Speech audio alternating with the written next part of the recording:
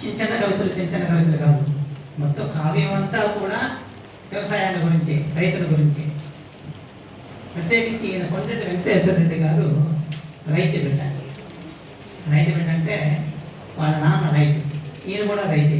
తర్వాత కాలంలో ఉద్యోగరీత్యా వ్యవసాయానికి కొంచెం దూరం అయ్యాడు. ఉద్యోగరీత్యా వ్యవసాయానికి దూరం అయినప్పటికీ కూడా ఆయనకి వ్యవసాయం మీద ఉన్నటువంటి మమకారం కానీ, వ్యవసాయం పట్ల ఉన్నటువంటి అవగాహన కానీ దూరం కాలేదు. అందుకనే ఆయన రైతు బిడ్డగా కొనసాగుతూ వచ్చాడు. సరే, ఆయన 12 కవితా సంపుటాలు వివరించారు, 12 విమర్శనాత్మక గ్రంథాలు వివరించారు, 2 జీవిత చరిత్రలు రాశారు. ఆయన పైన 3 ఎంపీలు, 1 పిహెచ్డి చేశారు. ఆయన 18 పురస్కారాలు అందుకున్నాడు. వీటన్నింటిలో కూడా 2 కవితా సంపుటాలు అంటే దీర్ఘ కవితలు అంటే ఇది పూర్తిగా వ్యవసాయానికి సంబంధించింది. ఇట్లాంటివి 2 రాశారు. ఒకటి దుక్కి చూపు, ఇంకొకటి నాగేటు గోడు.